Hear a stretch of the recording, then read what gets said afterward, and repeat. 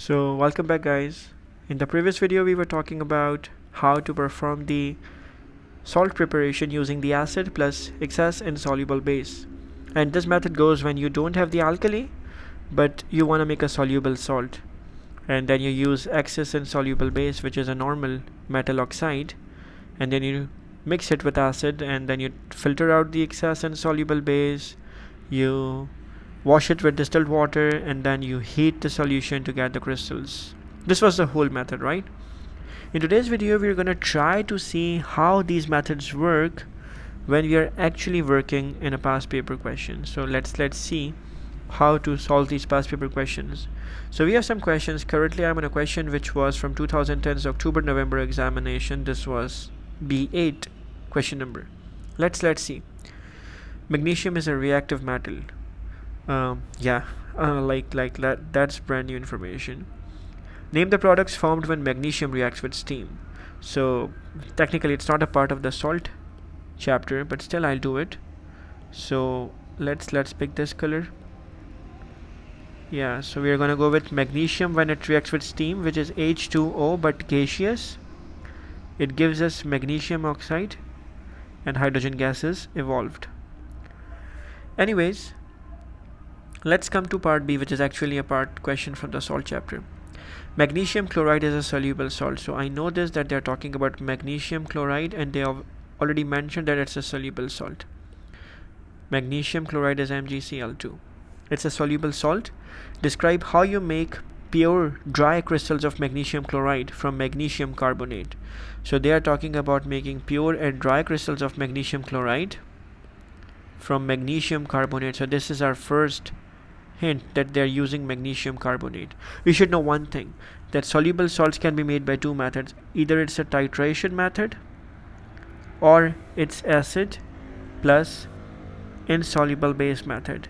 We know that magnesium doesn't have an alkali, so we go with the acid insoluble base method. We know that we start by saying take 25.0 centimeter cube of the acid. But which acid? So we know that chloride means hydrochloric acid. So we say take 25.0 centimeter cube of hydrochloric acid. Let's write the name as well. Hydrochloric acid solution in a conical flask. Then we add the excess insoluble base. They want us to be starting with magnesium carbonate. So they want us to start with magnesium carbonate, so we use it. Add excess magnesium carbonate in the acid. Then what we do? We heat and stir the solution. You don't have to mention why you're doing it because it's pretty obvious, and it's a 3-mark question. So let's just focus on the keywords. Heat and stir the solution. Then what happens? We filter out the excess magnesium carbonate, using a filter paper. While we are doing the filtration, we already talked about this, that we mentioned washing with distilled water. So we also mentioned wash with distilled water.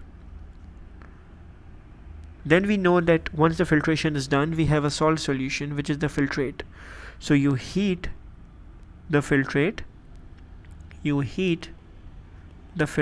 which is the salt solution, filtrate to saturation point. Then you cool it to obtain crystals,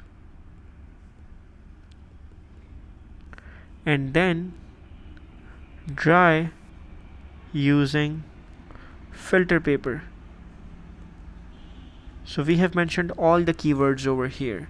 We can see we have talked about using hydrochloric acid. We have talked about using excess magnesium carbonate. We have talked about heating and stir. We have talked about filtration process. We have talked about washing with distilled water. We mentioned about heating for the crystallization process, and then we even talked about drying using filter paper. So we have all the pretty steps over here.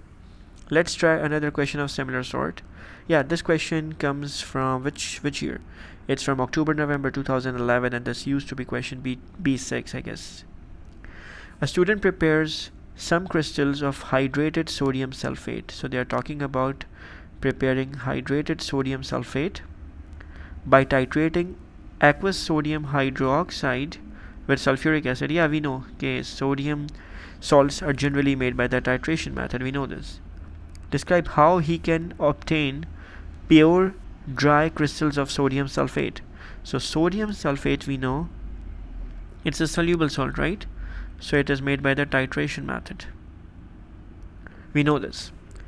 How do we do it? So you first always start the salt preparation by saying take 25.0 centimeter cube of which acid. So which acid over here? They already talked about using sulfuric acid.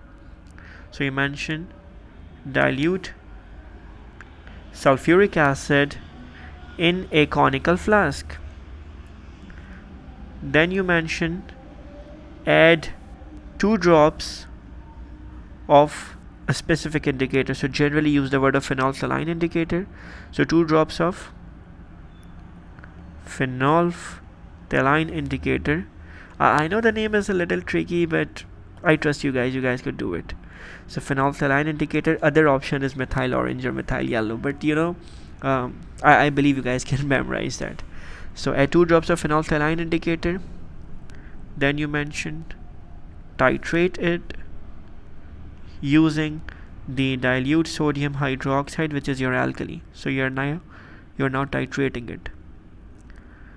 Then what you do is you repeat the titration. So mention repeating the titration without indicator. Repeat the titration without the indicator.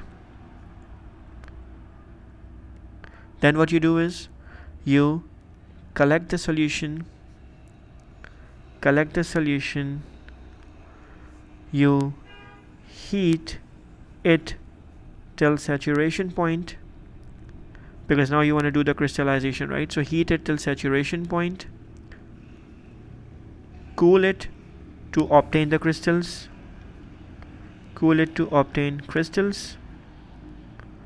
then dry the crystals using filter paper,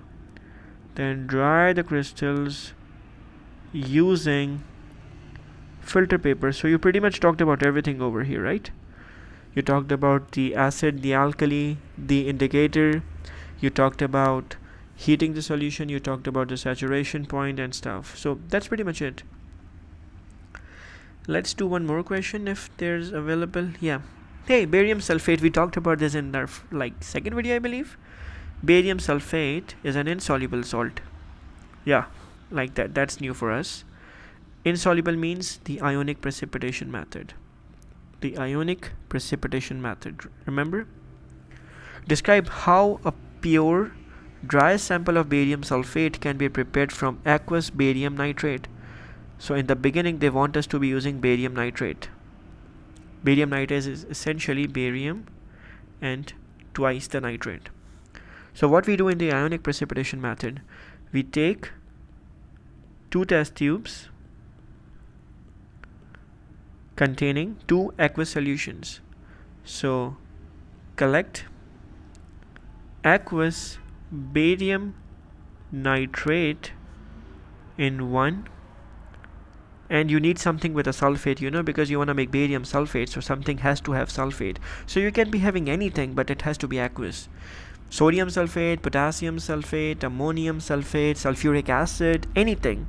So for my example over here, I'm taking sulfuric acid.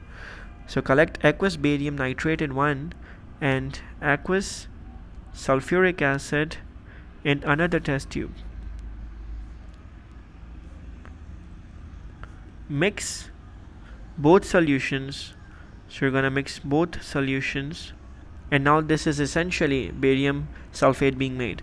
So mix both solutions and collect the precipitates of barium sulfate.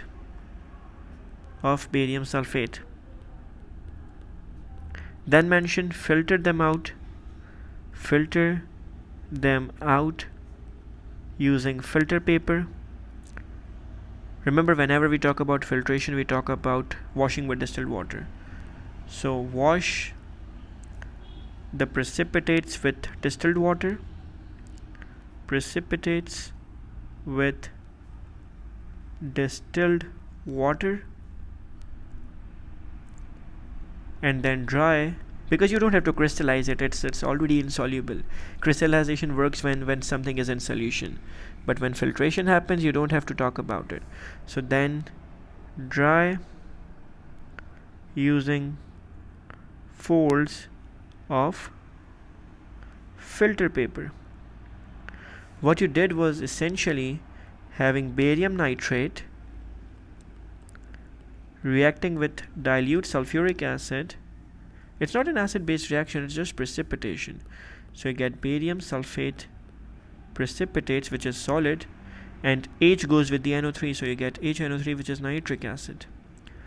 The ionic equation would be cancelling the ions out. So you had barium ions, you had nitrate ions, in sulfuric acid you had hydrogen ions, and you had sulfate ions. The barium sulfate is not ionic anymore. Precipitates are never ionic. But you have the nitric acid, which is still ionic, right? You cancel the ions out. For example, the nitrate is cancelled out with the nitrate, the hydrogen ions are cancelled out with the hydrogen ions. So you get barium ions, which were aqueous in nature in the beginning, combining with the sulfate ions, which were again in the beginning they were aqueous, and they gave you barium sulfate precipitates, which were solid.